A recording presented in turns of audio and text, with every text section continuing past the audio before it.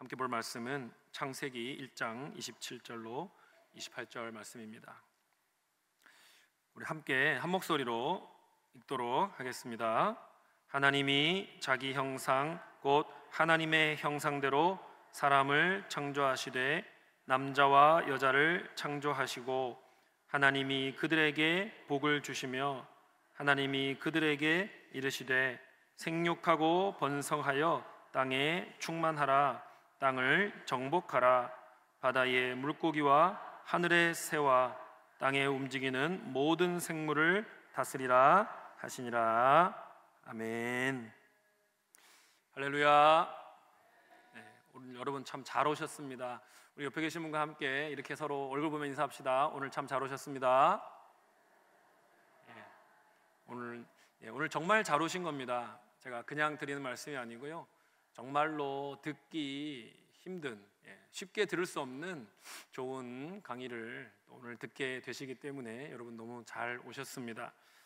이춘성 교수님 제가 잠시 소개해 드리자면요, 기독교 윤리학을 전공을 하시고 그리고 고려신학대학원에서 겸임 교수로 또 기독교 윤리학을 가르치고 계시고요.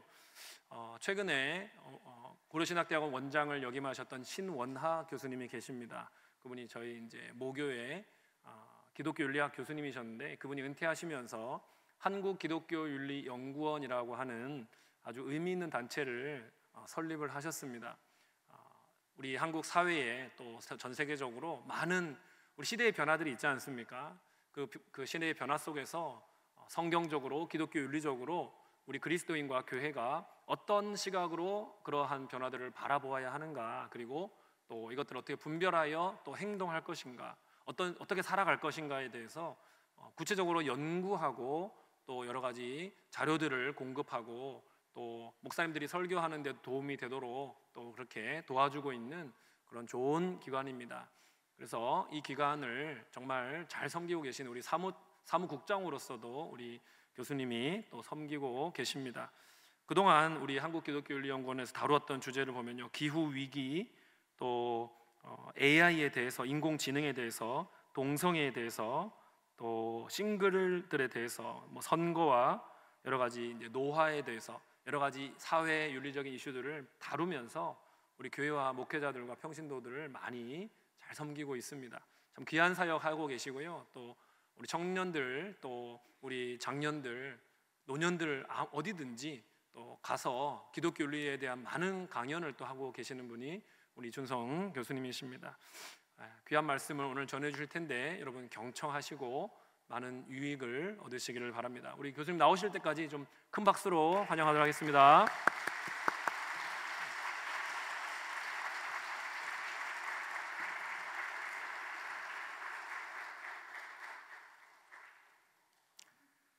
여러분 만나 뵙게 돼서 정말 반갑습니다. 우리 목사님께서 소개하신 것처럼 저는 한국기독교윤리연구원에서 사무국장으로 섬기고 있고, 교회는 분당 우리교회 이찬수 목사님 교회에서 협동목사로 지금 일을 하고 있습니다. 제가 이제 여기 올라오면서요, 이 본당을 보면서 너무 좋다, 우리 교회보다도 분당 우리교회를 말합니다. 우리 교회 본당보다 크다 그런 얘기를 했어요. 여러분들이 이 영상으로 우리 이찬수 목사님 설교를 좀 종종 들으신 분들 계시죠?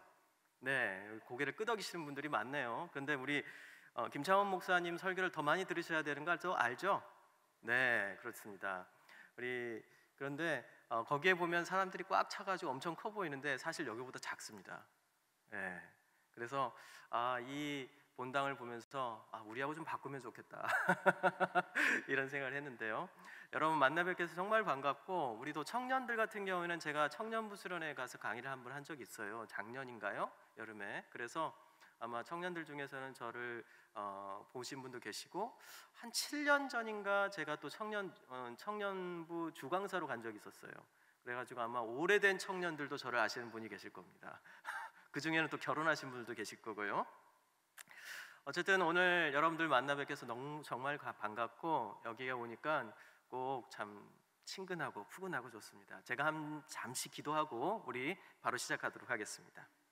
하나님, 이곳에 하나님께서 함께 해주시고 또 이곳 가운데서 하나님의 역사가 일어나길 소망합니다. 주님의 놀라운 능력이 이곳에서 임하게 하여 주십시고, 또 이 울산 땅에 이곳으로부터 시작되게 하시고 이곳으로부터 완성되게 하여 주시옵소서. 하나님 아버지여, 오늘날 이 세상이 우리를 위협하고 있는 여러 가지 잘못된 문화와 윤리 가운데서 우리가 젖어 있게 하지 마시옵시고, 우리가 성령으로 덧입어서 이 문화에 맞서고 싸우며 하나님의 진리를 선포하는 자들 되게 하여 주시옵소서. 살아계신 우주 예수 그리스도의 이름으로 기도합니다. 아멘. 오늘 저는 현대 성윤리와 차별금지법이라는 주제를 가지고 함께 여러분들과 나누려고 합니다. 저는요, 사실 고려신학대원 기독교윤리학 겸임교수도 했고, 그리고 지금 말씀드린 것처럼 한국기독교윤리연구원 전임연구원이기도 하고요, 분당 우리교회 협동목사이기도 합니다. 과거에는 저는 라블이라는 곳에서 일을 했었는데요, 그 라블이라는 곳은 이 청년들 그리고 회의주의자들 교회를 오래 다니다가 뭔가 이렇게 문제를 스스로 느끼면서 이 문제를 해결하기 위해서 온 이 전 세계에서 온 그런 사람들을 돌보는 그런 공동체입니다. 그곳에서 10년 동안 여러 유형의 사람들을 만났는데요, 공교롭게도 제가 첫 간사가 돼서 20대 후반에 대학을 졸업하고 그곳에서 훈련을 받고 20대 후반에 그곳에서 간사가 됐을 때 거의 첫 저의 학생이 누구였냐면 프랑스에서 미학을 공부하고 그리고 한국으로 돌아와서 저를 만난 학생이었습니다. 이 학생은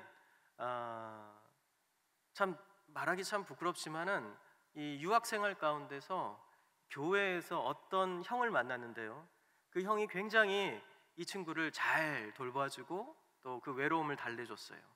그런데 이 형이 어느 날 자기가 살고 있는 이 집으로 초대를 해서 이 동성애를 하게 된 겁니다. 교회 형한테 동성애를 배운 거죠. 그리고 난 다음에 이 형이 이 학생에게 어떤 글 한 편을 줬습니다.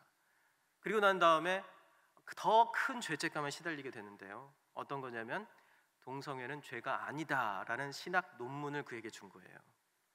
그걸 읽으니까 나는 성경에 나와 있는 말씀이 분명히 동성애는 죄라고 생각하는데, 그리고 내가 외로움에 어쩔 수 없이 단 한 번의 어떤 일탈을 했는데 이 형이 준 이 논문에는 동성애는 죄가 아니야 라고 하는 신학자들의 어떤 설득이 있는 겁니다.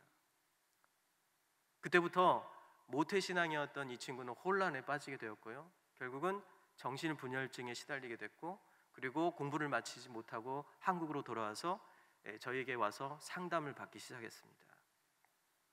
그때 저는 사실 신학을 하기도 전이었고 젊은 시절이었기 때문에 그 친구를 만났을 때 이 친구를 잘 도와야겠다는 생각보다는요, 좀 두려웠습니다.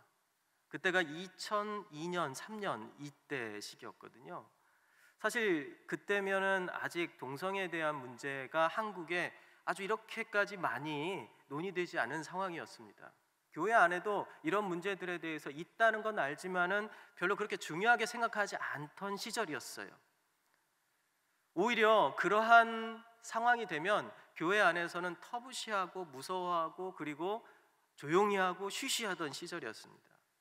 실제로 주변에 동성애자가 있다는 것을 만난 사람들 있다는 건 얘기 듣지만 이 동성애자를 직접 만난 사람은 매우 극히 드문 상황이었어요.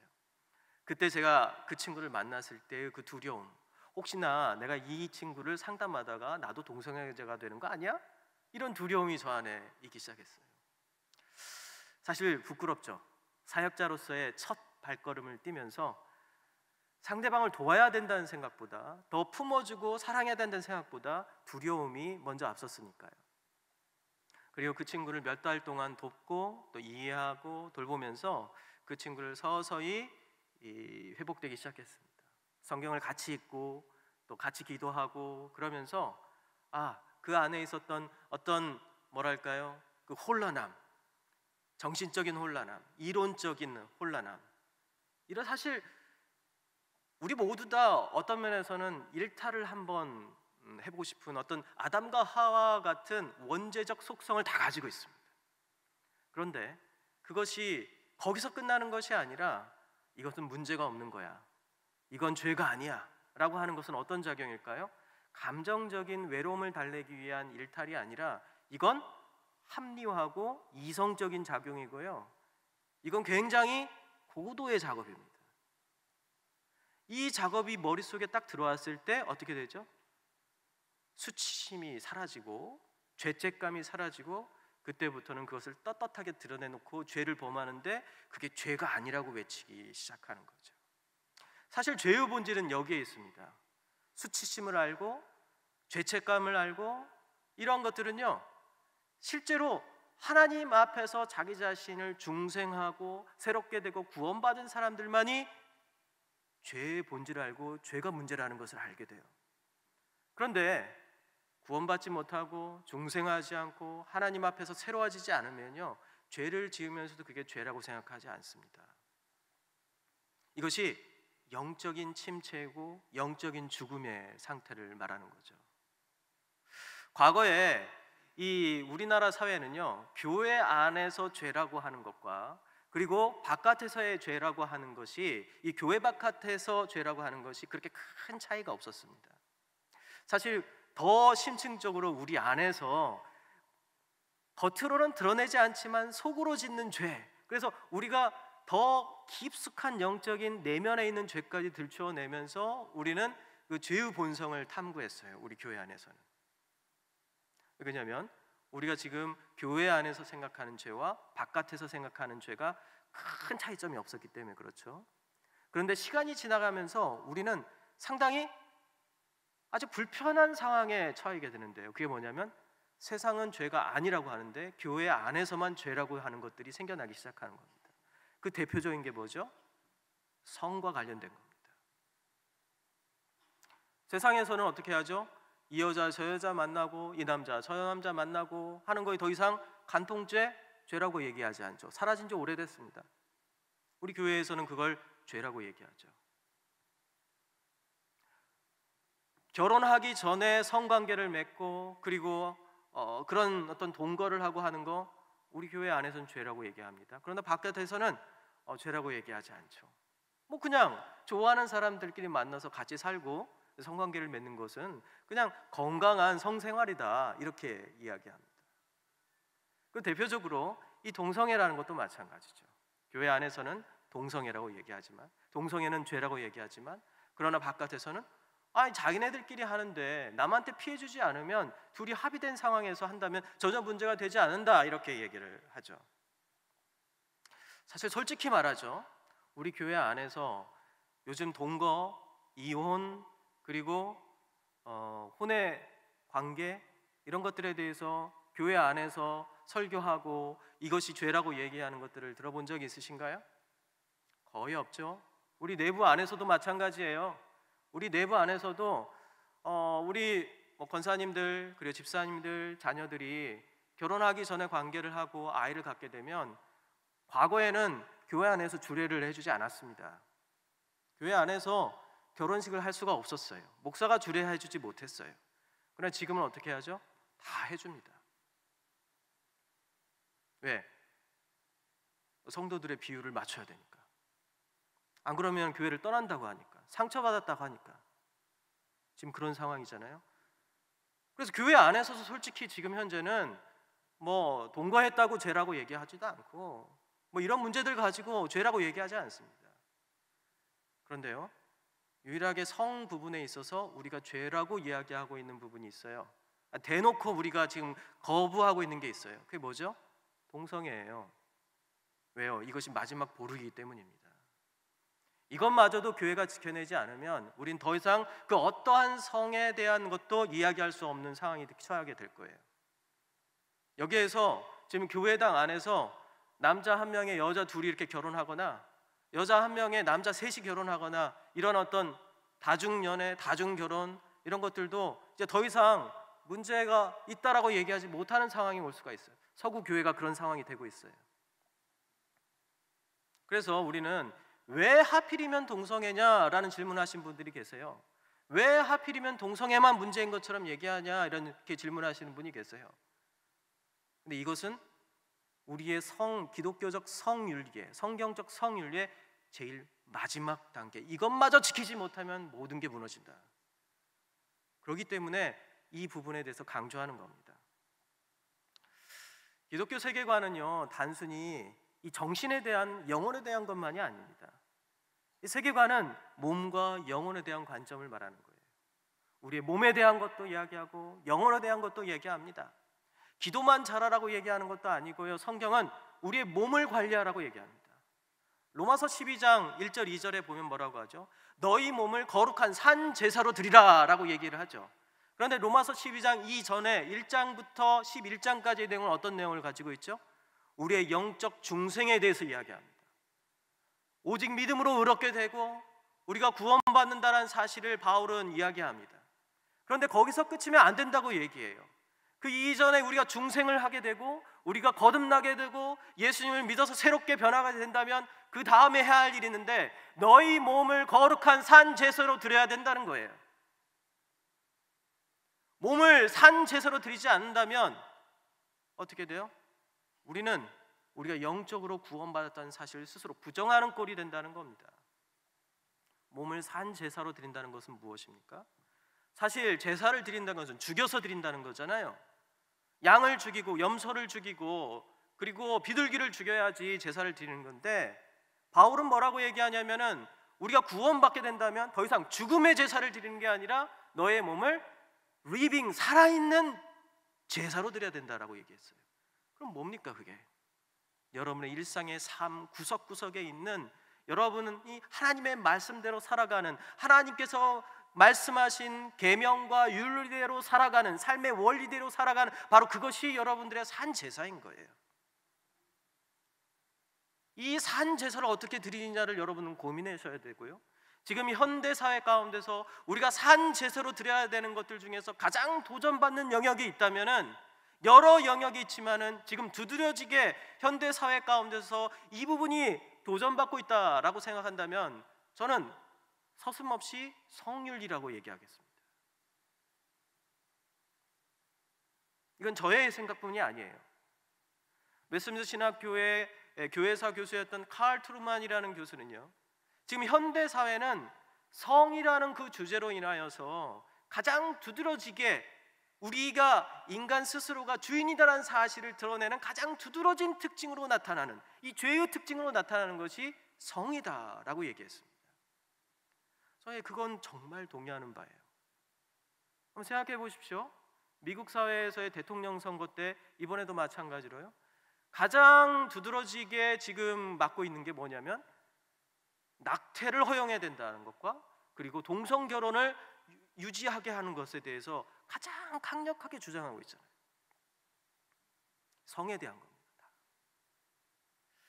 그래서 여러분들은 어떻게 여러분들의 몸을 거룩한 산제사로 드리겠습니까? 여러분, 지난 8월에 이 올림픽이 있었죠? 파리 올림픽이 있었어요. 이 사진을 아마 보신 분들은 많이 있을 겁니다. 저희 한국기독교윤리연구원에서는 8월달 주제로 올림픽과 능력주의라는 주제를 가지고 다뤘어요. 이 올림픽을 정면으로 다뤘던 거죠. 이 개막식을 보고 아주 경악을 금치 못했습니다. 이 개막식 장면에 나온 거죠. 이게 뭡니까? 최후의 만찬을 이런 식으로 퍼포먼스를 만들었는데요, 이 여자가 가운데 서가지고 예수님인 거예요. 그리고 양쪽에 제자들이 있는데요, 이 제자들은 누구예요? 게이, 레즈비언, 그리고 양성애자, 이렇게 돼요.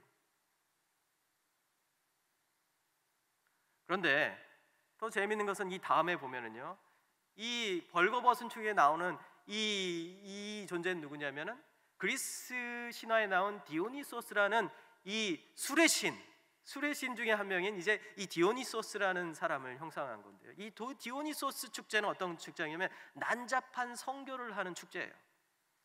이 축제와 예수님의 최후의 만찬의 축제를 서로 병합시켜 가지고 이것을 만든 거예요. 나중에 이 문제에 대해서 전 세계에 있는 개신교인들과 카톨릭 교인들이 이것에서 문제를 제기하자 이 프랑스 개막식 위원회에서 이것을 기획했던 기획자가 이렇게 얘기했어요.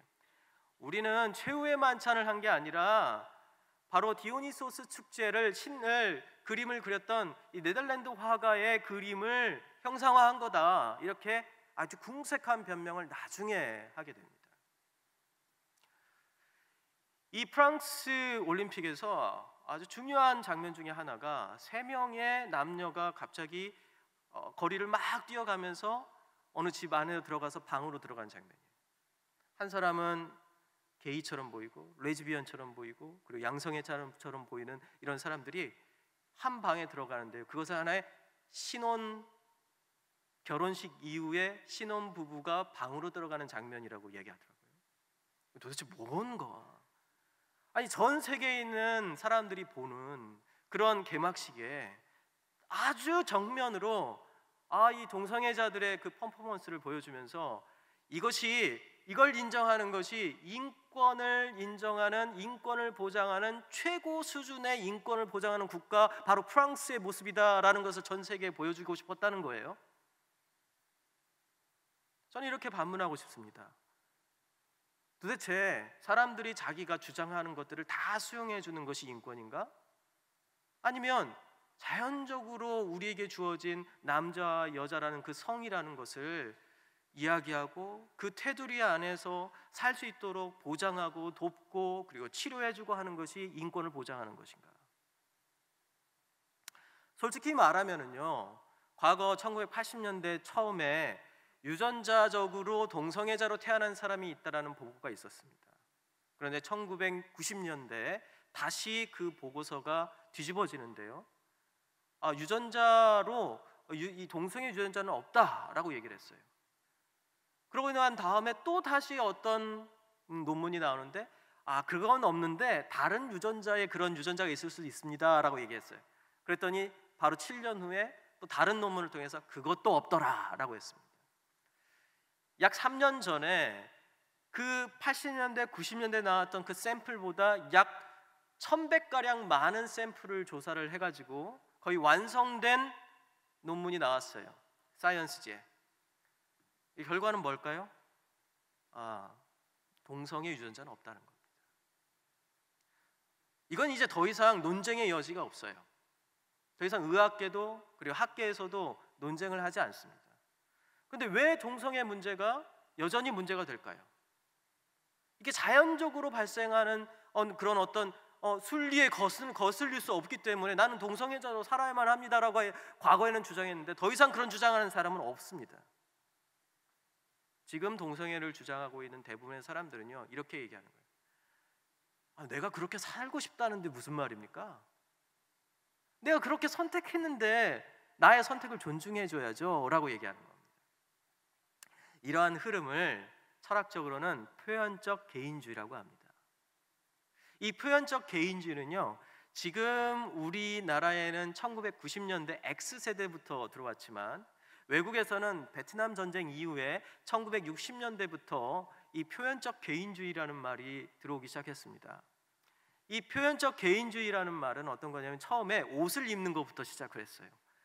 내가 원하는 패션이 있다는 거예요. 나는 한겨울에 반바지를 입고 싶다. 이게 나를 표현하는 건데 왜 반바지 못 입게 하냐 이거예요. 나는 비키니를 입고 그냥 평상복으로 살고 싶다.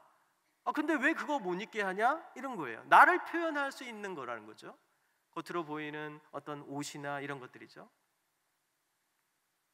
그러면서 이제 시간이 지나면서 이 표현적 개인주의는 다양한 형태로 나가게 되는데요. 그 중에 하나가 바로 성에 대한 겁니다.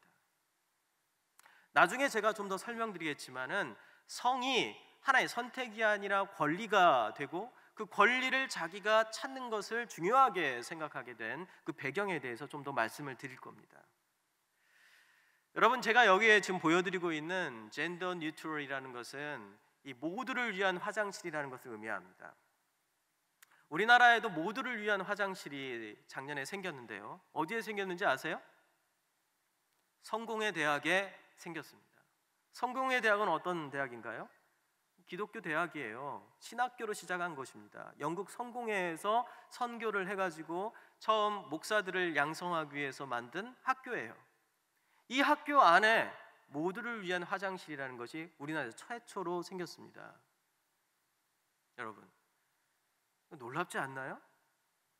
여기는 남자, 여자, 그리고 여기에 보면은 치마가 반쪽만 있잖아요. 남자인지 여자인지 모르는 자기 스스로의 성을 정하지 않은 사람들이 모두 다 쓸 수 있다는 거예요. 한 화장실에.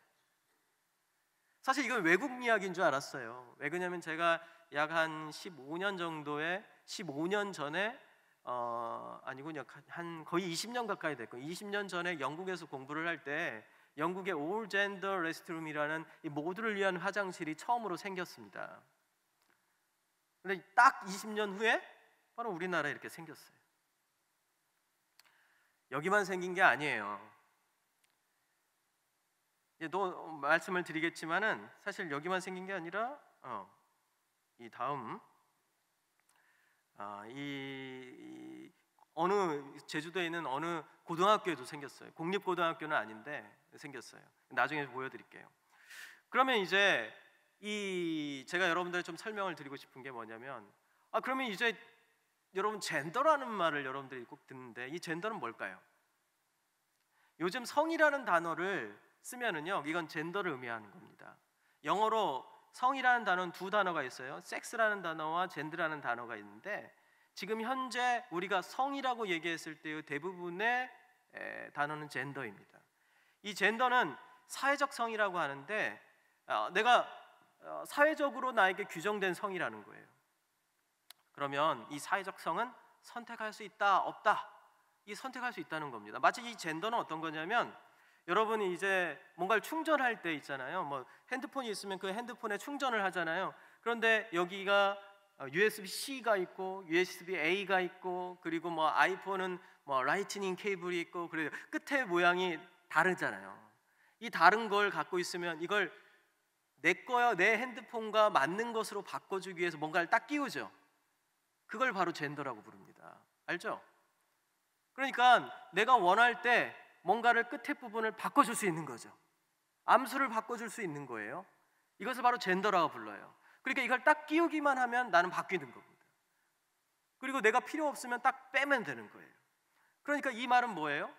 내가 원할 때 나는 남자가 되고 또 여자가 될 수도 있고 또 그 외의 다른 성으로도 바꿀 수 있다. 그래서 내가 젠더를 가지고 와서 젠더를 딱 끼우면 된다라는 의미예요. 그러니까 우리가 지금 사용하고 있는 그 젠더라는 단어는요 이미 오염된 단어이기도 합니다. 사실 이건 1세대, 2세대 페미니즘과는 달리 이 3세대 페미니즘과 함께 옵니다. 1세대, 2세대 페미니즘은요 원래의 성 역할을 찾자라는 의미였어요. 그리고 남자다움과 여자다움에 대해서 생각하던 시기였습니다. 그런데 새로운 이 젠더라는 개념이 들어오면서 3세대 페미니즘이 들어오는데요. 그것이 바로 20세기 후반부터 지금까지 진행되고 있는 이 성해방 운동입니다. LGBTQ 플러스 운동이죠. 여기서 뭐라고 얘기하냐면 개인의 성이 진짜 성이다라는 거예요. 그러니까 여기에 만약에 한 300명, 500명 정도의 숫자가 있다면 500명이 다 각기 다른 성이라는 겁니다. 같을 수가 없다는 거예요. 그래서 그 성을 인정해주고 그 성의 취향을 인정해줘야 한다는 겁니다. 개인이 젠더를 선택해야 된다는 거죠. 그래서 실제로 72개의 다른 젠더가 있다라고 최근 연구 결과에서 이야기하는데 솔직히 말하면 이거보다 더 많이 있다라고 얘기를 해요. 이것을 하나의 카테고리화 시켜가는 거죠. 성이 72개가 있는 거예요. 그러니까 최근 이코노미스트에서 영국의 아주 유명한 시사 주간지에서 이런 얘기를 했어요. 젠더 성 정체성, 이 젠더 정체성은 느낌보다 객관적인 근거가 필요하다. 이제 세상도 너무 이제 지친 거예요. 왜요? 이 젠더라는 것이 어떻게 되냐면요, 자기 스스로가 어떤 규칙을 만들어내면 되는 거거든요.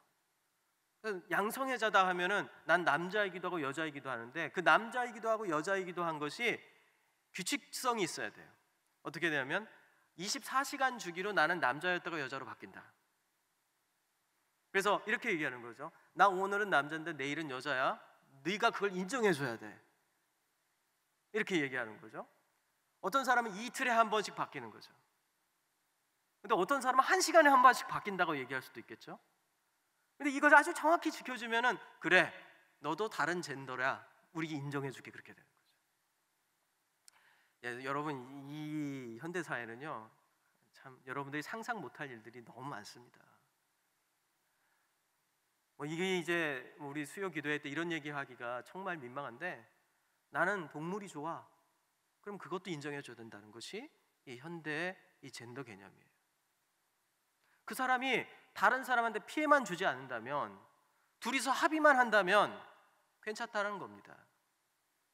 이러한 어떤 LGBTQ 플러스 퀴어 이런 것들을요, 이 현대 진보적인 학자들과 그리고 이 진보주의자들은 이것을 받아들여 가지고요, 지금 현재 교육을 통해 가지고 이것을 지금 밑에 있는 이 고등학생, 중학생, 초등학생, 유치원생에게도 가르치려고 해요.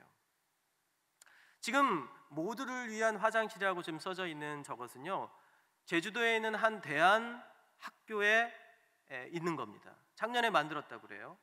어디냐면 동백 작은 학교라고 하는데요, 이 학교는 뭐 나다움, 우리다움, 조화로움 뭐 이러한 모토를 가지고 있는데 다 좋죠. 근데 이 학교의 커리큘럼을 보면은요, 페미니즘을 가르치고 퀴어 이론을 가르칩니다. 그리고 작년에 이 오마이뉴스에서 이 아이들이 이걸 공부하고 그리고 선언을 한 내용을 발표를 했어요. 볼까요? 오늘 동백자연학교는 젠더 평등 선언식을 맞이하며 페미니즘과 젠더 평등에 대해 이야기하려고 합니다. 조금 불편한 이야기가 되더라도 지금 현재 사회에서 가장 필요한 이야기라고 생각합니다. 여러분, 페미니즘이 무엇인지 아시나요? 어떤 이들은 페미니즘을 여성 우월주의라 이야기하기도 합니다. 하지만 페미니즘은 여성만을 위한 것이 아닌 어떻게 하면 모든 성이 평등할 수 있을까라는 질문에서 출발합니다. 다양한 목소리가 공존되는 세상을 꿈꾸는 것이 바로 페미니즘입니다. 성 역할이 정해져 있다고 생각하는 사람은 드뭅니다. 그러나 여성과 남성 생물학적 성별만 다를 것 뿐인데요. 어른들과 사회의 기대에 따라 다르게 자라나죠. 생물학적 성별은 무언가를 정하는 기준이 되지 못합니다. 직업이나 옷을 입는 스타일, 취미까지도요. 여기서 하나 더 얘기해 볼까요? 성 역할이 정해져 있지 않듯이 성별도 남성과 여성 이 두 가지로만 정해져 있지 않습니다. 따라서 저희는 양성평등이라는 이분법적인 말보다 성평등이라는 말을 사용합니다. 여기서 여성과 성평등은 남성의 젠더를 성씨가 말하는 모두 거죠. 있는 간성이란 성을 가진 사람도 존재하고, 생물학적 성은 여성이지만 본인이 느끼는 것은 남성이라고 생각하는 사람도 있고, 또 반대인 사람도 존재합니다. 원령이 모든 것을 얼려 젠더라고 부릅니다. 세상에는 다양한 젠더가 있습니다. 100명의 사람이 있으면 100개의 젠더가 있고 100가지의 성격과 좋아하는 것, 싫어하는 것이 존재하는데요. 다양한 젠더가 있는 만큼 다양한 제도 역시 존재해야 한다고 생각합니다. 가장 큰 예를 들어보자면 결혼과 관련된 제도인데요. 현재 우리나라에는 남성과 여성만이 서로의 법적인 배우자가 될 수 있습니다. 하지만 동성 간의 사랑도 이성 간의 사랑도 결국 인간을 향한 사랑입니다. 정말 모든 사람이, 존재하고 숨쉬는 모든 사람이 평등하게 모든 것을 누릴 권리를 가졌으면 좋겠습니다. 남성이 남성을 사랑하는 게 이상하게 보이나요? 여성이 여성과 사랑을 나누는 게 보기 싫으신가요? 이성애자와 동성애자의 다른 점은 그저 다른 사람을 사랑한다는 것입니다. 성소수자뿐만이 아니라 누구를 향한 차별, 비난, 혐오는 어떠한 경우에도 정당화될 수 없다는 것을 우리 모두가 알아야 한다고 생각합니다. 동백작은 학교에서는 1년에 한 번씩 평등의 가치에 대해 공부하고 실천하려 노력합니다. 우리는 세상의 모든 차별의 반대를 외치고 평등에서 나아가 평화로운 세상을 만들고 싶은 꿈이 있습니다. 하지만 현재 많은 교육기관에서 하고 있는 성교육은 너무 부실합니다. 지금까지 우리가 말씀드린 모든 것이 성과 관련된 것인데 많은 청소년들은 그저 정자와 난자의 수정만 익히고 미디어 매체에서 혐오를 배웁니다. 젠더를 배우고 페미니즘을 배우는 것은 세상의 평등에 한 발짝 나아갈 수 있는 가장 빠른 방법이기도 합니다. 오늘 이 연설문이 많은 이들에게 전해지면 좋겠습니다. 앞으로도 동백작은 학교 학생 모두는 모든 성과 젠더를 존중하고 응원하며 어디선가 계속 싸우거나 고통받고 계시는 이 땅의 모든 이들과 연대할 것을 다짐합니다. 고맙습니다. 여러분 어떻게 생각하세요? 여기도 굉장히 열심히 싸울 것을 다짐하잖아요. 네. 저는 이제 이걸 보면서 이건 일종의 문화 전쟁이다, 교육 전쟁이다라는 생각을 많이 했어요. 사실 우리 학교 안에 들어와 있는 어떤 성에 대한 교육이 벌써 우리가 생각하는 도를 넘어갔어요. 예를 들어 볼게요. 지금 제가 이제 세 아이가 있는데요. 첫째 아이가 고3이고요. 지금 내일 시험을 봅니다. 그래서 오늘 이제 제가 여기 와가지고 저녁 늦게 이제 올라가야 돼요. 안 그랬으면 이제 여기서 하룻밤 자고 좀 더 교제를 했을 텐데 늦게라도 이제 가야 돼요. 그리고 이제 둘째가 이제 중3입니다. 그리고 막내가 있는데 막내는 이제 도를 지났어요. 네, 그렇습니다. 제가 이렇게 도를 지나가지고 막내가 이제 있는데 오늘 병원에 가니까 의사 선생님이 애국자라고 저를 치켜 세우시더라고요.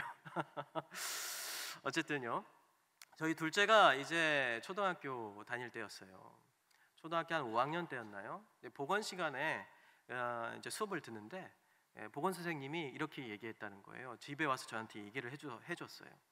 남자가 결혼하고 여자와 여자가 결혼하는 건 나쁜 것은 아니에요. 이렇게 가르쳤다는 거예요. 보건 시간에요. 남자가 남자 좋아하고 여자가 여자 좋아하는 것은 나쁜 게 아니에요. 이렇게 가르쳤다는 거예요. 그래서 굉장히 좀 놀랬어요. 왜 그러냐면 그 학교에 저희 와이프가 초등학교 교사인데 그 학교에 연구부장으로 저희 와이프가 있었거든요. 아주 작은 학교인데. 그래서 제가 물어봤습니다. 저희 와이프한테. 그 선생님은 어떤 선생님입니까? 라고 물어보니까 저희 아내가 그러는 거예요. 왜요? 그 선생님 매우 신실하신 기독교인이라는 거예요. 권사님이시고 매일 새벽 기도를 나가신다는 겁니다. 근데 학교에서 아이들한테 그렇게 가르친 거예요. 왜요? 교환이 그렇게 나오니까. 그렇게 지침이 나오니까요. 그 이유에 대해서 나중에 또 설명을 드릴게요. 그 이야기를 들으면서 굉장히 노골적이거나 그러지는 않지만은 실제로 많은 경우 이런 것들이 우리가 가르쳐지고 있구나. 여러분, 아이들이 학교에서 보건 시간에 배운 거 물어봅니까? 애가 이게 학교에서 나오면 오늘 보건 시간에 뭐 배웠니? 이렇게 물어봐요? 안 물어보잖아요. 오늘 영어 시간에 뭐 배웠니? 수학 시간에 뭐 배웠니? 뭐 이런 걸 물어보긴 하지만은 보건 시간에 뭐 배웠니? 이렇게 물어보는 사람은 별로 없거든요. 부모님 별로 관심이 없어요. 보건 시간에. 근데 보건 시간에 이런 게 가르쳐지고 있는 거예요. 아마 저희 딸아이가 이야기해 주지 않았으면 저는 아마 몰랐을 거예요. 이런 것들이 차별금지법과 관계 있다는 거 한번 생각해 보셨나요? 많은 분들이 차별금지법 이야기는 많이 하지만 실제로 차별금지법을 본 적이 없어요. 읽어본 적도 없고요. 그래서 제가 차별금지법이 우리나라에 3개의 안이 발의가 됐었어요. 지금은 이제 회기가 바뀌어지면서 폐지가 됐다가 아마 곧 있으면 내년 정도가 되면 또 다시 발의를 할 거예요. 근데 이 3개의 이 법안에 대해서 제가 한번 가져와서 여러분들 보여드리고자 합니다. 이 첫 번째는 이 정의당 장혜영 의원이 대표 발의했던 법이고요. 두 번째는 권인숙 의원이 발의했던 것이고, 그리고 세 번째는 이상민 의원이 발의했던 것입니다. 근데 첫 번째 보면은요, 이런 내용이 있어요. 이에 성별 장애, 이렇게 성별이라고 써져 있죠. 빨간색 줄 쳐져 있는데, 그리고 밑에 보면 성적 지향, 성별 정체성 이렇게 얘기합니다. 이게 여기서 성이라는 게 뭘 의미하죠? 제가 말씀드렸죠. 섹스가 아니라 젠더를 이야기하는 거예요. 그러면서 이렇게 얘기를 해요. 성적 지향, 성별 정체성, 이것이 뭐냐면 성별 등을 이유로 이 성적 지향, 성별 정체성을 이야기하는데, 여기에 보면은 여기 한번 더 볼까요? 제가 좀 보죠. 이것은 이 내용을 보면은요, 이 남자, 여자, 그 다음에 뭐 동성애 그 외의 여러 다른 성 이렇게 이야기를 하고 있어요. 그리고 이 합리적인 이유 없이 성별 등, 여기 성별이라고 하면은 이제 여러분들은 생각할 때 남녀라고 생각하는데, 이 성별이라고 했을 때 이미 앞에 규정이 되어 있어요. 이게 뭐냐면 뭐 동성애자, 그리고 그 외의 다른 기타 성인 거예요. 이거에서 뭐 고용, 재화, 용역 이런 것들, 그리고 교육간의 교육 및 직업 훈련, 행정 서비스 제공이나 이용해서 분리, 구별, 제한, 배제, 거부 등을 불리하게 대하는 행위를 차별로 금지한다라고 얘기해요. 근데 여기서 차별은 또 어떤 차별이냐면 그냥 직접적인 게 아니라 간접 차별, 성별 등을 이유로 특정 개인 및 집단에 대한 신체적, 정신적 고통을 주는 행위 및 차별의 표시. 또 간접 차별이라는 게 도대체 뭐냐? 이것은 귀에 걸면 귀걸이, 코에 걸면 코걸이가 되는 거예요. 또 이제 보면은요, 차별을 받았다고 한다면은 그 차별을 증명에 대한 증명 책임이 있어요. 차별 행위의 피해자와 그 상대방이 가지고 있는 정보 및 정보에 대한 접근성의 차이로 차별의 입증이 곤란함을 고려하여 차별을 받았다고 주장하는 자의 상대방에 대하여 증명 책임을 부담하도록 함. 뭐냐면 내가 차별을 받았다고 느끼면은요, 이것을 내가 차별받았다는 것을 차별받지 않았다는 걸 증명하려면 어떻게 하냐면 나를 차별했다고 내가 고발한 그 사람이 증명해야 되는 거예요. 네.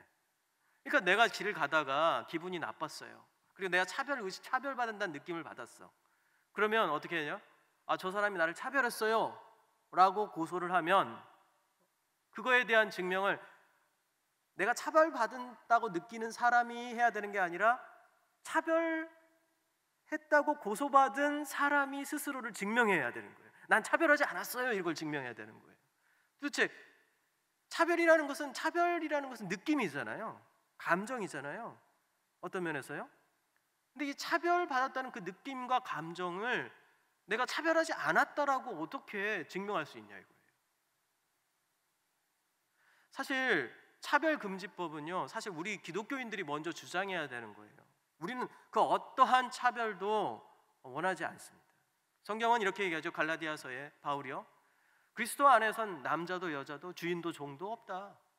사실 최초의 차별금지를 제정한 것은 성경입니다. 그런데 지금 현재 이 차별금지법은 뭐냐면은 콕 집어가지고 어떤 면에서는 동성애와 관련 성과 관련된 걸 이야기하는 거예요. 그리고 다음도 한번 볼까요? 여기에 보면 성별이란 이렇게 나오죠. 성별이란 여성, 남성 그 외에 분류할 수 없는 성을 말한다 이렇게 얘기합니다. 딱 정확히 나와 있어요. 성적 지향, 네 번째 성적 지향이란 이성애, 동성애, 양성애 등 감정적, 호의적, 성적으로 깊이 끌릴 수 있고 친밀하고 성적인 관계를 맺거나 맺지 않을 수 있는 개인의 가능성을 말한다. 성별 정체성이란 자신의 성별에 대한 인식 혹은 표현을 말한다. 그러니까 뭡니까 이게? 성별이란 여성, 남성 그 외에 분류할 수 없는 성을 말한다. 이제 차별금지법의 대부분은 모든 조항은 다 성별과 관련된 것들을 담고 있습니다. 성과 관련된 걸요.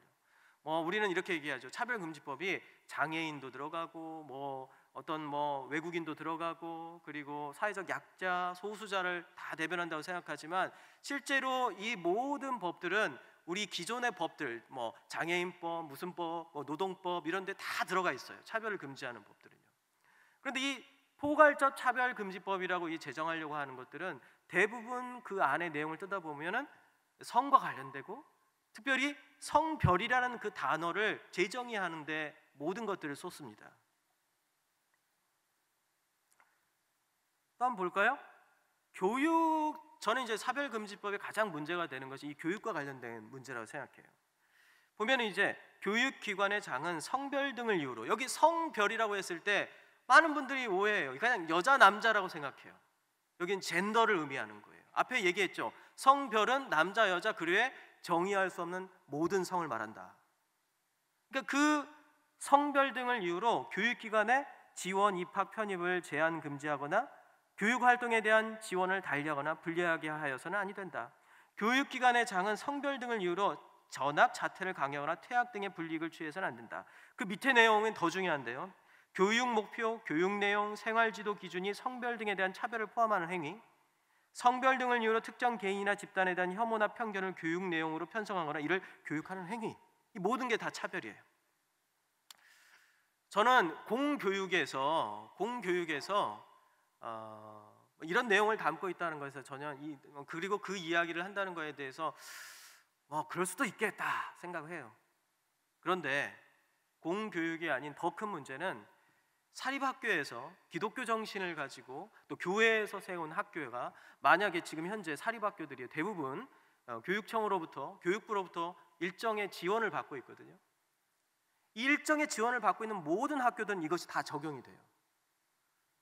그러니까 우리 기독교 정신으로 세운 대학교, 고등학교, 중학교, 초등학교가 있다면 모두 이걸 따라야 되는 거예요. 그때부터는 더 이상 기독교 정신과 성경의 원리와 성경의 윤리적 가치를 가지고 아이들을 교육할 수 없게 되는 거예요.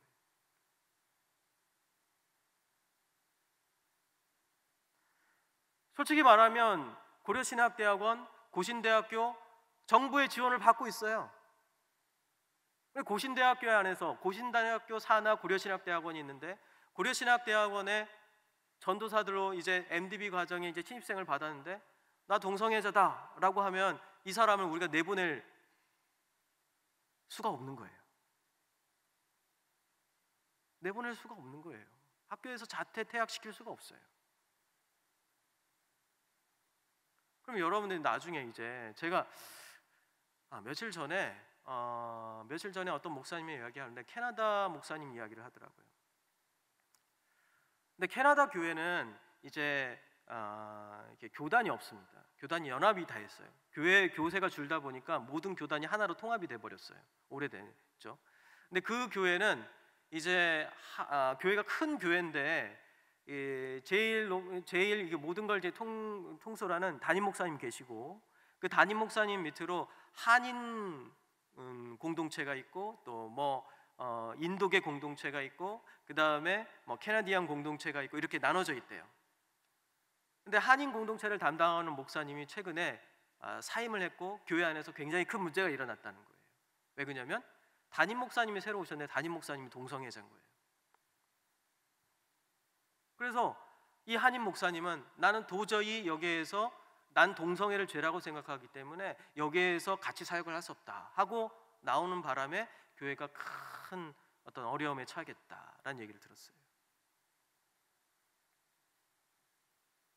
이런 일들이 이제 벌어질 수 있는 겁니다. 우리 교회 안에 이런 일들이 벌어질 수가 있는 거예요. 여기 또 이런 증명이 있어요. 증명 책임에 대한 거. 아까 전에 말씀드렸죠. 이 법률과 관련된 분쟁 해결에 있어 차별 행위가 있었다는 사실을 피해자가 주장하면 그러한 행위가 없었다거나 성별 등의 이유로 한 차별이 아니라거나 정당한 사유가 있었다는 점은 상대방이 입증해야 된다. 상대방이 입증해야 되는 거예요. 이 권인숙 의원이 발의한 이 두 번째 법안에도 똑같습니다. 여기 보면 성적 지향, 성별 정체성이라는 단어가 명확하게 나오고요. 여기도 성적 지향, 성별 정체성이라는 단어가 나옵니다. 여기에도 입증 책임이 이렇게 나오죠. 차별이 있었다고 주장하는 자의 상대방이 입증하도록 하여 그 입증의 책임을 배분한다. 그리고 여기에 성적 취향, 성별 정체성, 학력, 고용 형태 이런 식으로 나오죠. 그리고 성별이란 여기 나오죠. 여성, 남성 그 외에 분류하기 어려운 성을 말한다.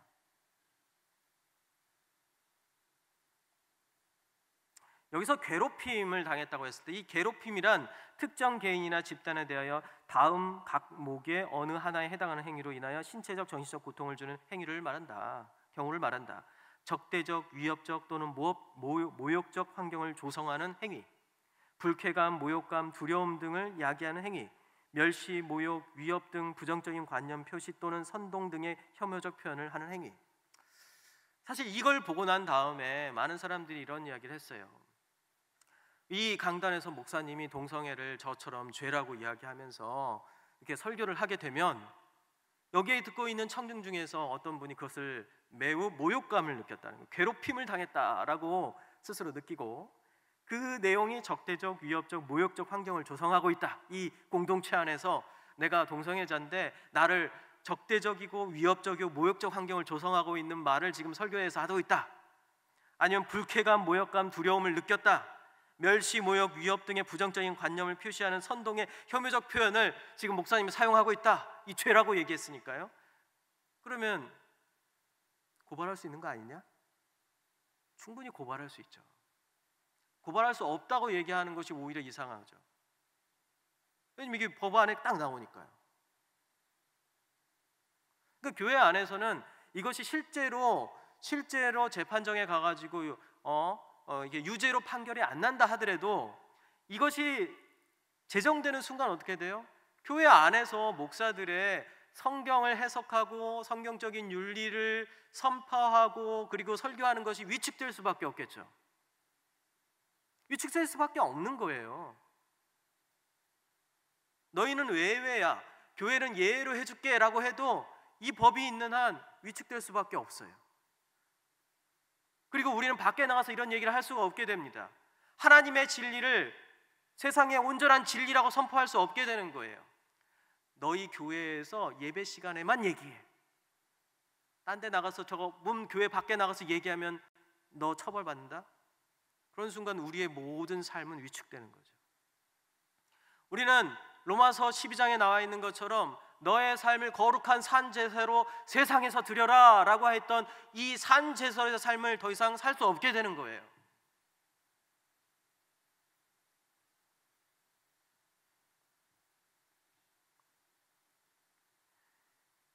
28조에 보면 교육 목표, 교육 내용, 생활 지도 기준이 성별 등에 대한 차별을 포함하면 안 된다. 이 성별이 뭐예요? 아까 전에 남자, 여자, 기타 그 외의 성이죠.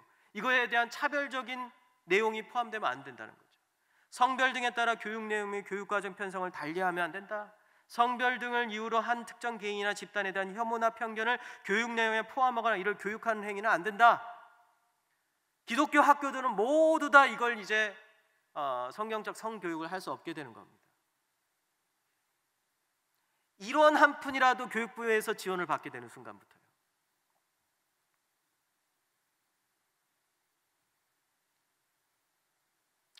이상민 의원이 발의한 안도 뭐 대동소이해요. 이름만 바꿨어요. 이걸 어떻게든 통과시키려고 뭐라고 했냐면 평등에 관한 법률이라고 법안 법률안이라고 바꿨어요.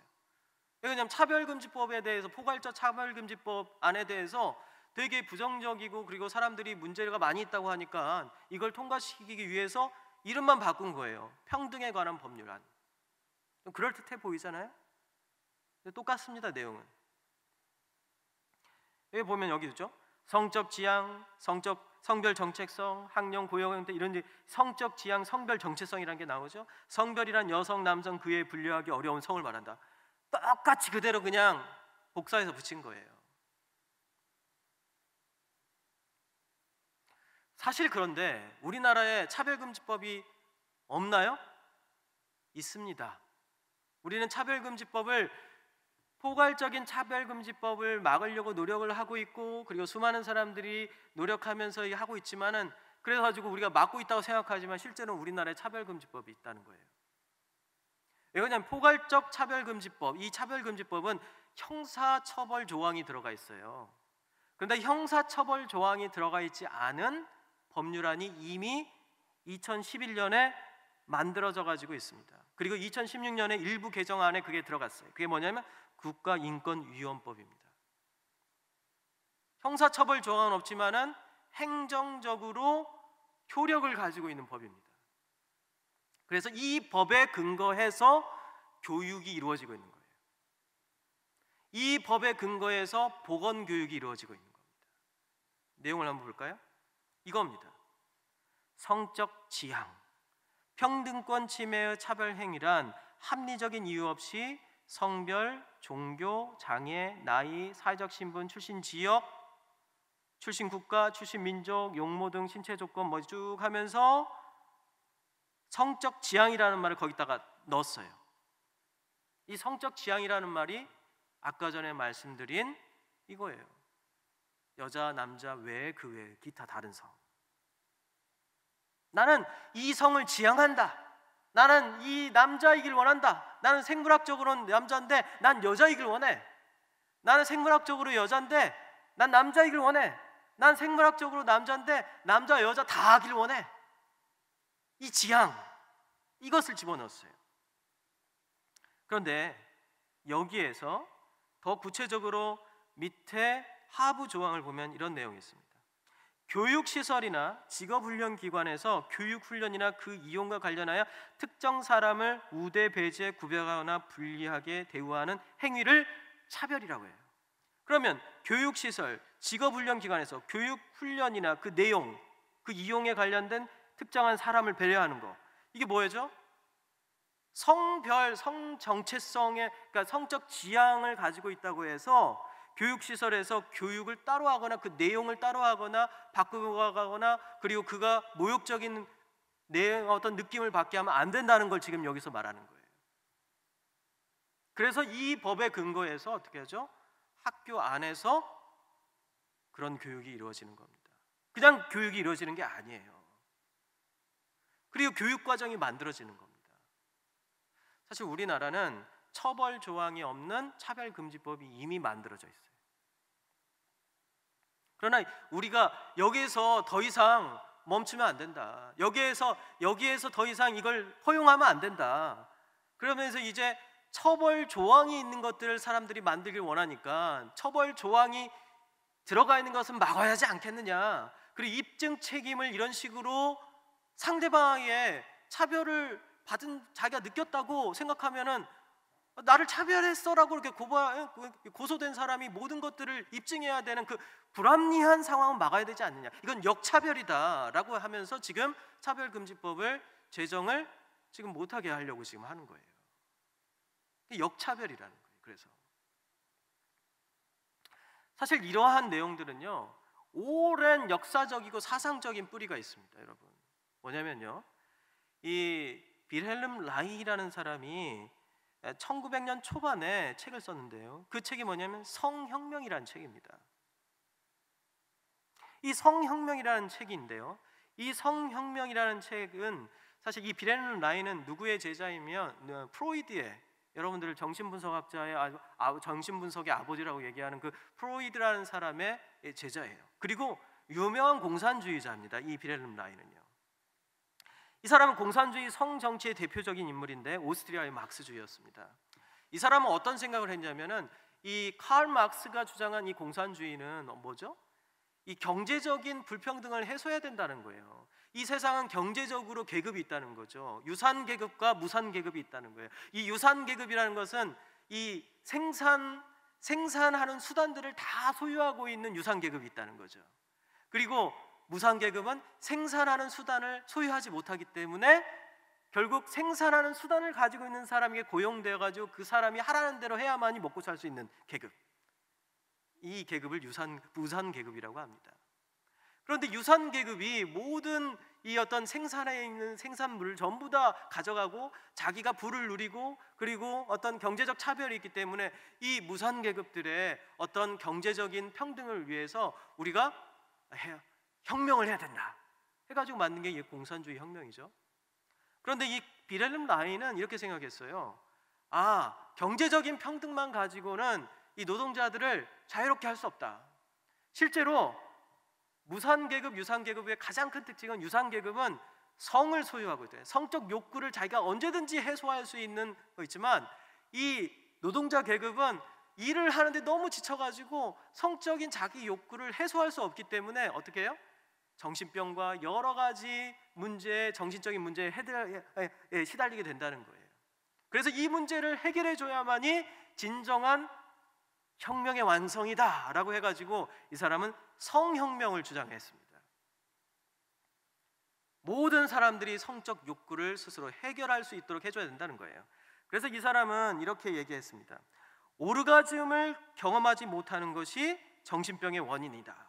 그래서 흔히 요즘 현대에 말하는 이 성적인 최고의 극치라고 하는 오르가즘을 이 사람이 만들어냈어요. 이 단어를 뭐라고 했냐면 오르가 에너지라는 단어를 만들어냈습니다. 그리고 이 사람은 인간에 있는 모든 문제는 의식 아래에 있는 무의식 속에서 일어나고 있는데 이건 프로이드의 이론이죠. 이 무의식을 지배하고 있는 것은 대부분이 우리의 성적 욕구의 불만족이다. 이 성적 욕구를, 무의식에 있는 이 성적 욕구를 해결해 주지 않으면 인간은 그 문제를 해결하지 못하고 정신병과 여러 가지 질병에 시달리게 된다. 그래서 이것을 해결해 주는 것은, 성적인 욕구를 해결해 주는 것은 인간의 권리다라고 얘기를 했어요. 그러면서 이 사람이 6가지의 정책을 발표를 합니다. 그게 뭐냐면 모든 사람에게 피임약을 무료로 배급하여 임신 걱정 없이 성생활을 즐기게 해야 한다. 두 번째, 모든 여성의 낙태의 자유를 보장한다. 세 번째, 기혼과 미혼의 법적 구분을 폐지하여 성생활을 미혼도 자유롭게 하도록 한다. 이혼의 자유를 보장하여 섹스를 통한 오르가즘을 추구할 권리를 보장한다. 충분한 성교육으로 성병 없는 안전한 성생활을 보장한다. 성범죄자를 처벌하기보다는 치료를 우선하여서 범죄자들의 오르가즘을 보장하고 성범죄자를 치료한다. 이렇게 주장했습니다. 언제요? 1900년 초반에요. 그런데 여기에 상당수가 어떻게 됐죠? 지금 이루어졌어요. 이루어졌어요. 이루어지고 있고요. 이번 파리 올림픽에서는 뭐 그 젊은 그 선수들한테 뭐 이 콘돔을 다 나눠주고 그랬죠.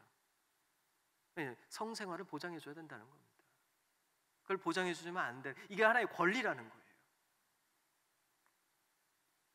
그러니까 이러한 흐름 가운데서 동성애자들이 이렇게 얘기한 겁니다. 야, 남성과 여성, 나는 남자인데 나 여자한테 매력을 못 느껴. 성적 매력을 못 느껴. 나는 남자한테만 성적 매력을 느껴. 나는 근데 성적 욕구가 해결되지 않으면은 나는 병에 걸릴 거야. 그리고 나는 모든 문제가 나의 이 어떤 내 무의식에 있는 성의 문제 때문에 일어난다는데, 나 병이 걸려서 죽는 게 옳은 거니? 아니면 나의 성적인 욕구를 해결할 수 있게 해주는 것이 옳은 거니? 이렇게 질문하는 거예요. 그럼 여러분들은 뭐라고 얘기하겠습니까? 성적 욕구를 해결해 줘야겠죠. 죽을 수 있으니까, 병에 걸리니까. 성적 욕구를 어떤 형태의 성적 욕구로든지 그가 원하면 그것을 해결해주고 나한테 피해만 주지 않는다면 괜찮다라는 것인 생각이 바로 이러한 공산주의 성혁명으로부터 나왔다는 겁니다. 한때 이러한 주장을 했을 때요, 많은 사람들이 이것을 하여튼 정치적 우파, 좌파 이렇게 나눠가지고 생각하면서 이거 보수 정권을 위해서 이 정치적으로 편향된 얘기를 하고 싶은 거 아니야? 라고 이렇게 폄하를 했어요. 그리고 그런 이야기들에 대해서 매우 나쁘게 얘기도 했어요. 솔직히 제가 여러분 여기서 지금 경상도에서 와서 말씀드리는데 제 고향은 전주입니다. 전라북도 전주요. 네. 저는 태어날 때부터 민주당이었어요. 우리 집안에 있는 모든 사람들이 민주당이었어요. 저는 1980년 광주 시민 학생운동이 일어났을 때 바로 거기에 있었습니다. 광주 한복판에 있었어요. 제가 만약에 경상도에서 태어나가지고 저 대구 같은 데 태어나가지고 대구에서 꼴통 보수로 살면서 그렇게 했다면 저한테 그런 욕을 하거나 그런 오해를 할 수도 있을 거라고 생각하는데 저는 그렇지 않습니다. 저는 정치적으로 어떠한 편향된 이야기를 하고 싶은 게 아니에요. 사상적이고 문화적이고 철학적인 흐름을 여러분한테 말씀드리는 겁니다. 이게 현실이에요, 현실. 우리는 그 현실 가운데 있고요. 그렇기 때문에 우리는 진정한 문화 전쟁 가운데 놓여 있는 겁니다. 이걸 도대체 어떻게 해야 되나? 이러한 흐름 가운데서 성이라는 것을 온통 도배하고 인간의 권리라고 이야기하면서 이 성적 욕구가 어떤 형태로든 채워져도 괜찮고, 성적 욕구만 채워진다면 남자 여자 그 외의 양성의 무슨 다양한 72가지의 성을 선택해도 아무 상관없고, 하나님께서 만들어 놓으신 이 창조의 원리 가운데 그것을 거부하면서 살아도 전혀 문제가 되지 않는다라고 이야기하는 이 세대의 풍습 가운데서 우리는 어떻게 해야 되냐 이거예요. 이건 정치의 문제가 아니라는 겁니다.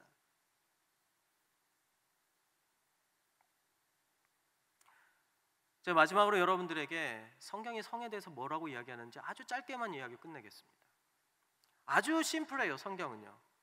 여러분, 성경에서 성이라는 단어 있다, 섹스라는 단어 있다 생각하시는 분 한번 손 들어보세요. 나는 성경을 읽으면서 나는 성이라는 단어를 찾아본 적이 있다, 본 적이 있다. 여러분, 성경을 안 읽으시는 겁니까? 실제로 못 본 겁니까? 읽었는데 못 본 것으로 하죠. 그렇죠? 네. 성경에는 성이라는 단어가 없습니다. 섹스라는 단어를 찾아볼 수가 없어요. 성과 관련된 여러 가지 에피소드들이 성경에는 있죠.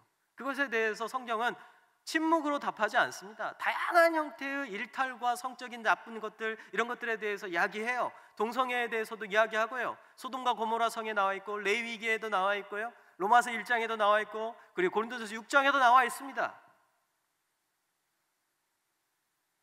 그런데 성이란 단어는 나와 있지 않아요. 그런데 성이라는 단어를 찾아볼 수가 있는 데가 있는데요. 그건 뭐냐면 성경이 아닌 성경 외의 유대 문헌에 보면 있습니다. 유대인들이 쓰는 문헌이에요.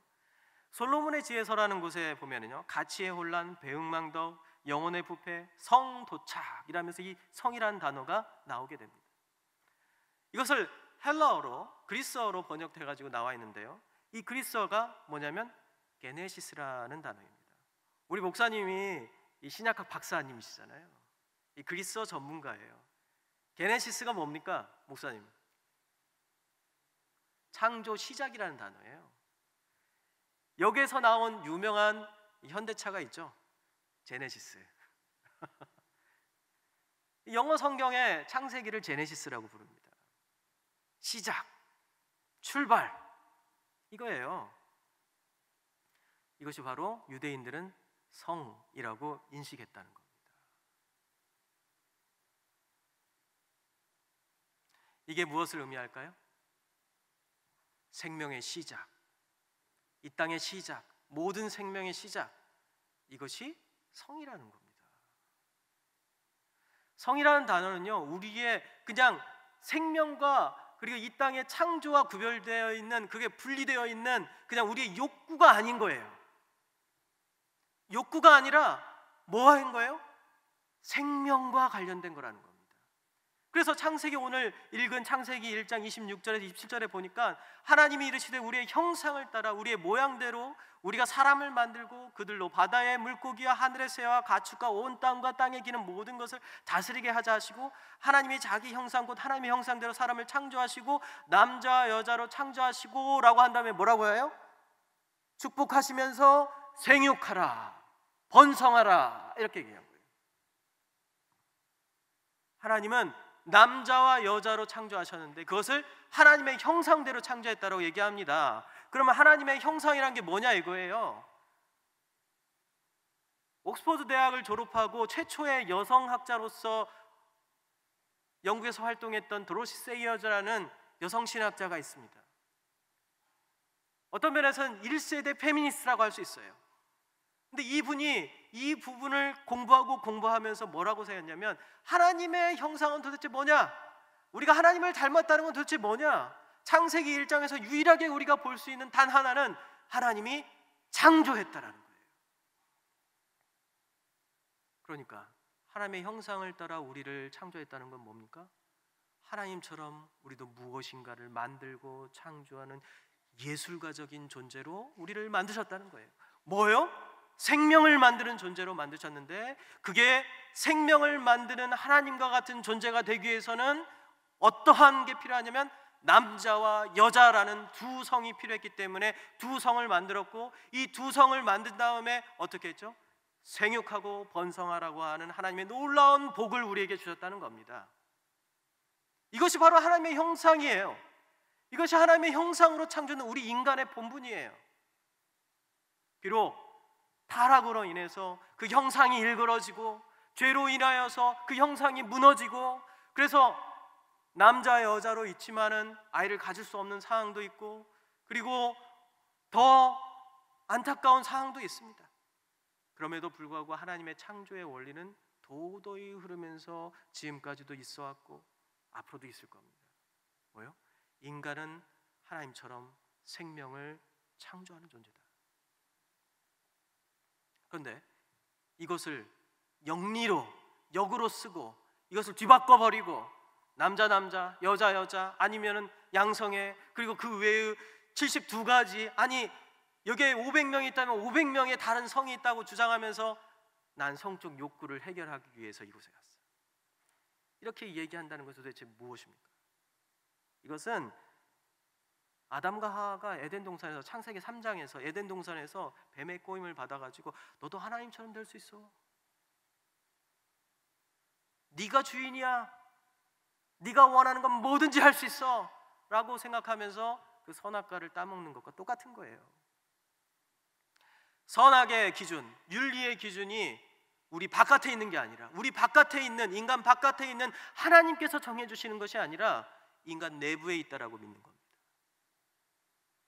개개인 하나하나가 우리가 윤리의 재판장이 되고 윤리의 판장자가 되고 윤리의 창조자가 되어버리는 거예요. 그리고 내 스스로 내가 원하는 것들을 추구하는 것, 그리고 이 시대가 말하는 표현적 개인주의고, 이 시대가 말하는 정서주의, 이모티비즘, 감정주의라는 겁니다. 내가 좋으면, 내가 행복하면 뭐든지 오케이. 단 남한테 피해 주지 않는다면 다 괜찮아. 우리는 마치 About a Boy라는 그 옛날에 소설이자 영화가 한 명 있어요. 휴 그랜트가 나온 영화가 있는데 거기에 딱 그 영화 시작할 때 뭐라고 하냐면 인간은 모두 다 섬이다 이렇게 얘기해요. 마치 우리는 지금 이 시대를 섬과 같은 존재로 살고 있죠. 섬에 딱 혼자 있는 거예요. 그리고 내가 그 섬의 주인이고, 그리고 그 섬에서 나 혼자 모든 윤리를 만들어내고, 나 혼자 내가 원하는 대로 사는 겁니다. 그런데 놀라운 것은 뭐예요? 내가 원하는 대로 살지만 극도로 외롭다는 겁니다. 모든 걸 원하는 대로 사는데 외로워요. 자유가 무한정했는데 외로워요. 그리고 죽고 싶어요. 여러분, 하나님의 도움이 없고 하나님의 울타리가 없고 하나님의 바운더리가 없는, 하나님의 벽이 없는 그런 곳에서 살면 좋을 것 같지만 그 삶은 멸망밖에 없는 겁니다. 그래서 저는 오늘 여러분들에게 마지막으로 이렇게 말씀드립니다. 이 시대는 이 성이라는 걸 가지고, 과거에는 선악과라는 것들을 통해 가지고 다양한 다른 것들, 전쟁, 경제, 이런 것들, 착취, 이런 것들을 통해 가지고 인간의 주인됨을 나타내려고 했다면, 지금 현대 시대, 풍요로운 이 시대에는요, 성이라는 걸 통해서 자기의 주인됨을 나타내려고 하는 시대에 살고 있다는 겁니다. 나의 성적 욕구를 만족해주지 않는다면 이혼해. 나의 성적 욕구를 만족해주지 않는다면 난 너와 함께 할 수 없어. 서로가 서로를 착취하는 관계가 되는 거죠. 이것이 창세기 4장에 나오는, 3장에서 타락하고 그거에 대해서, 그 결과에 대해서 이야기하죠. 하나님께서 뭐라고 하죠? 남자는 여자를 억누르고 여자는 남자를 요구할 것이다. 서로 착취와 요구의 관계가 되는 겁니다. 내어줌과 사랑의 관계가 되는 게 아니에요. 서로를 위하여 죽겠다라고 하는 게 아닙니다. 서로를 향해서 원수라고 부르짖는 관계가 되는 겁니다. 내 거를 만족시켜줘. 지금 현대의 사회는 서로의 성적 욕구를 만족시켜줘 하면서 아우성치는 시대가 돼버린 거예요. 우리 같이 함께 기도하겠습니다. 우리 찬양 한 곡 같이 하겠는데요, 앞에서 불렀던 내 삶은 주의 것이라는 겁니다. 제가 이 찬양을 들으는 순간 같이 이 찬양을 하고 기도해야겠다는 생각을 했어요. 왜요? 우리는 이 세상을 향해서 내 삶은 내 것이 아니야, 이 세상은 우리에게 네 삶은 네 거야 라고 얘기하는데, 내 삶은 내 게 아니야, 내 삶은 주님의 것이야 라고 외쳐야 되는 세상에 살고 있어요. 여러분, 혹시나 여러분 마음속에서는 이런 생각 들고 있지 않나요? 내 삶은 내 거야. 하나님 앞에 아직도 고집 부리면서 하나님 개입하지 마세요. 하나님 여기까지 선입니다. 이 선 넘으시면 안 되는 거 아시죠? 그러면서 하나님 앞에 떼쓰고 있지 않습니까? 안 돼요. 절대 그러면 안 돼요. 하나님은 우리에게 전부를 원하십니다. 전부를 원하세요. 하나님은 여러분들에게 네 삶은 네 게 아니야, 네 삶은 내 거야, 그래야만이 너는 살 수 있단다, 그런 존재로 내가 너를 구원했단다, 이렇게 얘기합니다. 우리 같이 찬양합시다.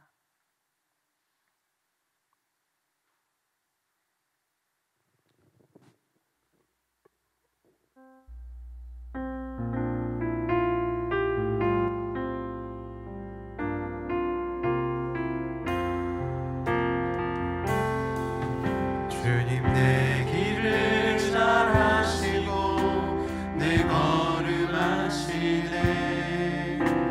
어둠에서 빛을 내시는 그분을 믿네. 무엇으로 주를 섬길지 어디로 가야 할지 헤매이는 나를 아시고 길을 여시네.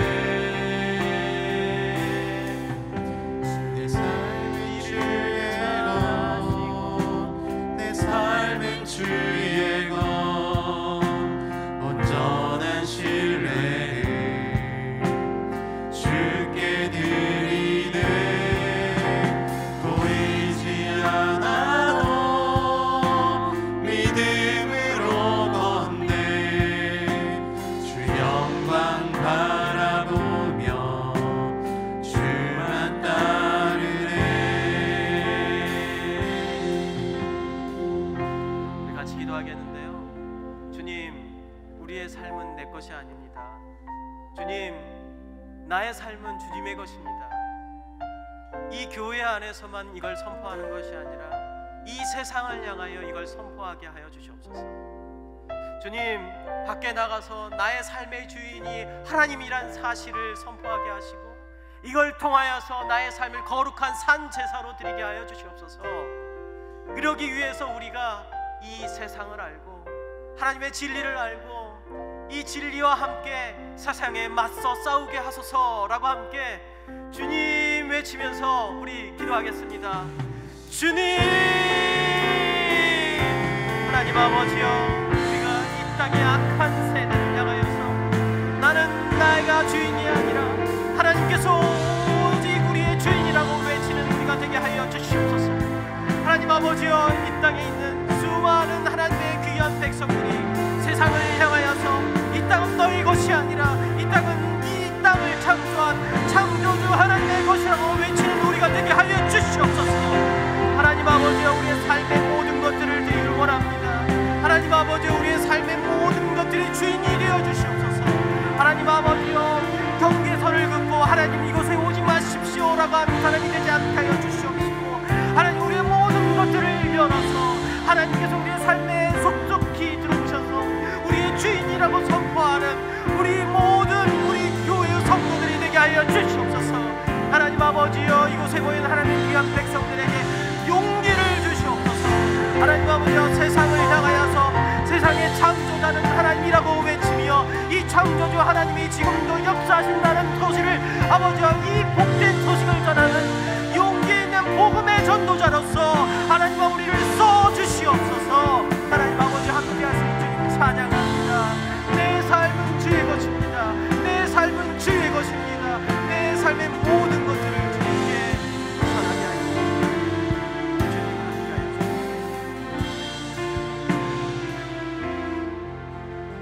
하나님, 우리와 함께하여 주심을 감사합니다.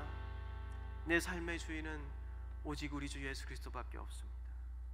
성경이 가르친 그 진리, 너무나도 명백한 창조의 명령 앞에서 우리는 세상을 향해서 이렇게 외칠 수 믿습니다. 이 세상의 주인은, 이 세상의 창조자는, 지금도 역사하시고 지금도 일하시는 이 세상의 진정한 창조자 주인은 오직 하나님밖에 없다. 주님, 세상을 향해서 이렇게 외치는 담대한 우리 성도들 되게 하여 주시옵소서. 살아계신 우리 주 예수 그리스도의 이름으로 기도합니다.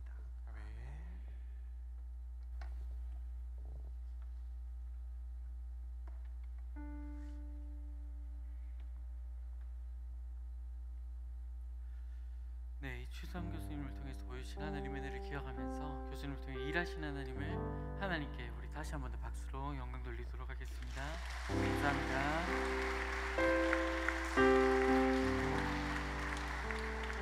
우리 함께 찬양했으면 좋겠습니다. 세상의 유혹 시험이 함께 고백하겠습니다.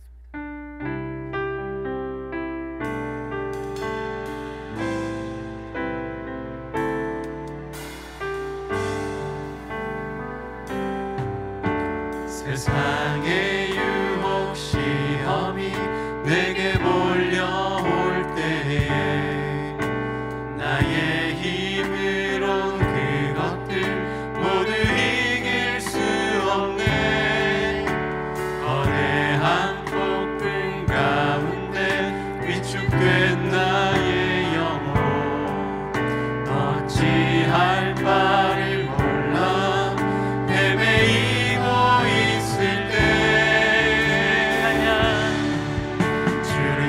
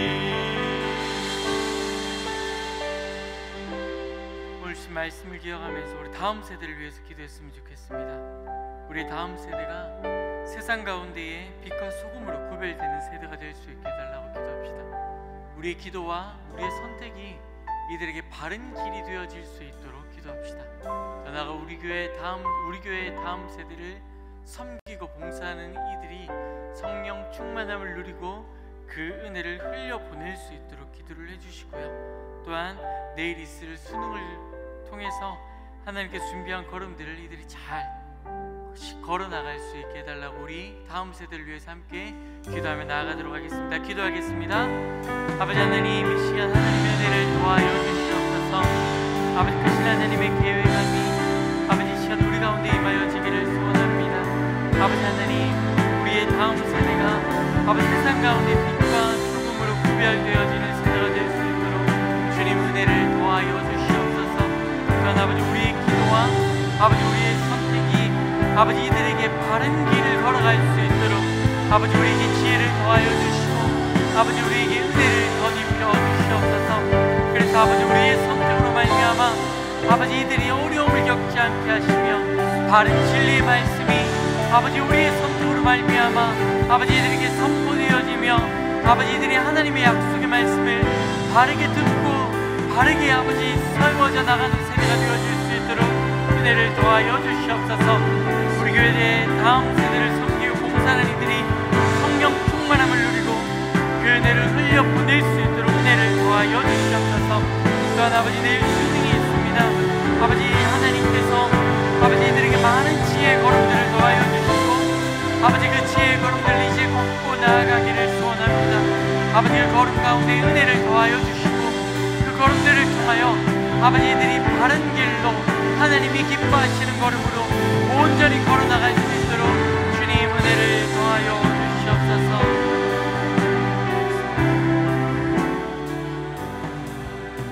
이 시간 우리 환우들을 위해서 함께 기도했으면 좋겠습니다. 우리가 기도해야 될 분들이죠. 우리의 기도가 없다면 사실 힘을 잃어갈 수밖에 없는 이들입니다.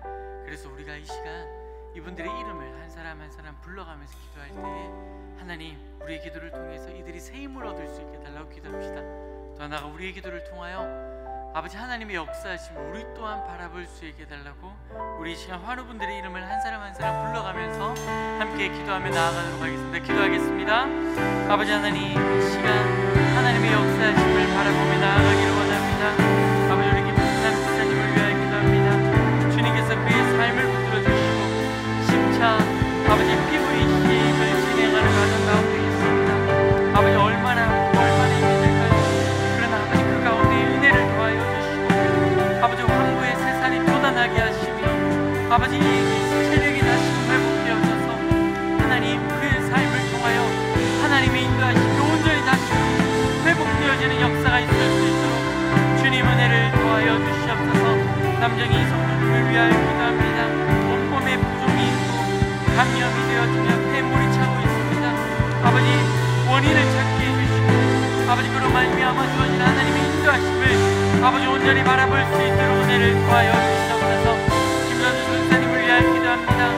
아버지 그의 삶 가운데에 암세포가 소멸되어질 수 있게 하시며 그의 삶을 통하여 일하시는 그 하나님을 다시금 회복하며 나아갈 수 있도록 은혜를 더하여 주시옵소서. 본인을 붙들어 주시고 아버지 그의 삶 가운데에 하나님의 일하심이 온전히 회복되어지게 하시며 아버지 많은 이들의 기도를 통하여 다시 회복되어지는 역사 아버지 크신 하나님의 인도하심을 바라볼 수 있도록 아버지 이 아이를 붙드시고 함께하여 주시옵소서.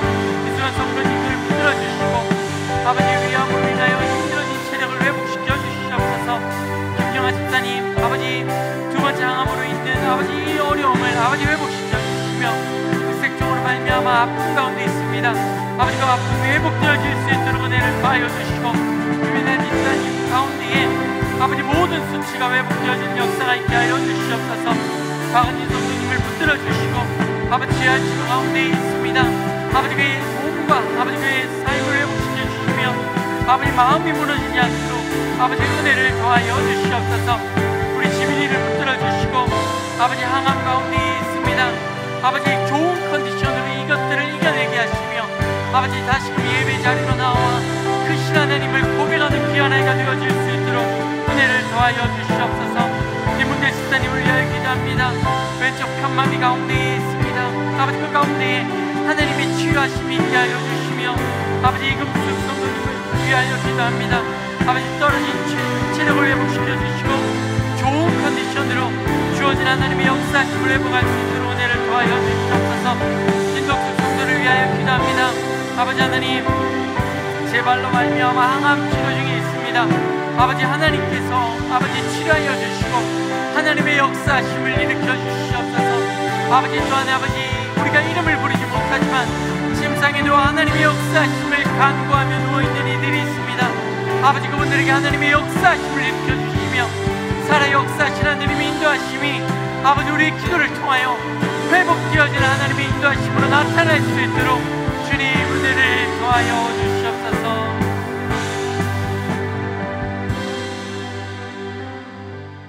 시간 우리가 이 자리에 기도의 제목들을 가지고 나왔습니다. 행나무를 준비하면서 VIP들을 위해 기도하시는 분들이 있고요. 또 마음의 어려움을 가지고 이 자리에 나와 하나님께 내어놓고자 하는 분들도 계십니다. 때로는 자녀들을 위해서 내일 있을 수능 때문에 또 손주들을 위해서 기도하시는 분들이 있습니다.